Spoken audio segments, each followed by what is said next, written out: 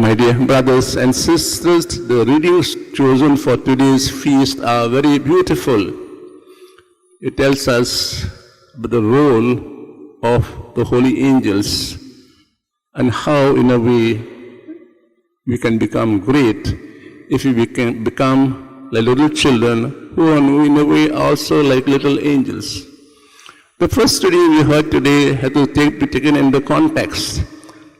The Jews, an entire Jewish family, the whole tribe was moving out from slavery into freedom, led by Moses and Aaron. At this time, when they're journeying towards freedom, Yahweh reminds them that you have with you your angels who will show you the path, who will tell you what is right and what is wrong, who will protect you against all your enemies. And you heard the names of the enemies. He said, you must listen to them. And when you listen to them, you will not get any harm from anyone. And the Psalm also we heard a similar so-called image, how God takes care of us, each one of us, individually, and how in a way He shields us from our enemies. We have, all of us, our guardian angels. Thank God for that. Remember when we were in novitiate, when we just joined novitiate as the first years, we were given guardian angels. The second and overseers are like our guardian angels who will show us the path in the society of Jesus, because they already had gone through this process and they were in a way guiding us. So all of us in a way have guardian angels. We do not maybe pay heed to them because we know who we are and what we want to become, and we in a way want to live our own life. So the guardian angels in a way are kept aside. But they are always there with us, accompanying us in the journey and telling us God has given you to us to help you, to show you the path, what is right and what is not right.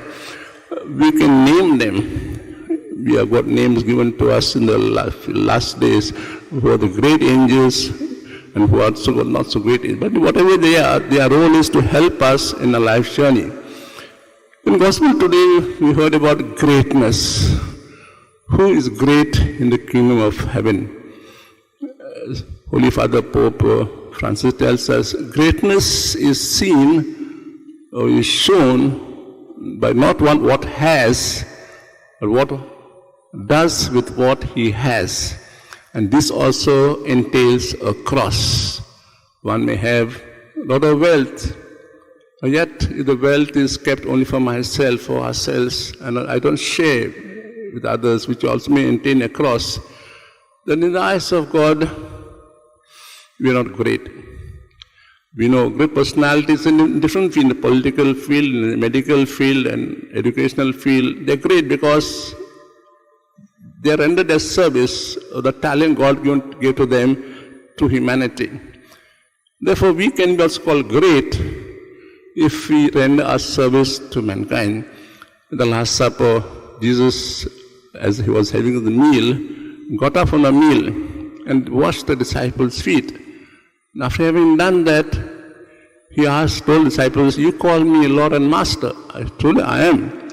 But if I have washed your feet, done a service to you, you also must wash each other's feet. Which means I have done service to you in humility, so you too must be able to serve others in humility. We get a lot of chances, opportunities to serve. There are times we withdraw and say, so why I? Somebody else can do it. Why me? There are others, agencies in the world can do it.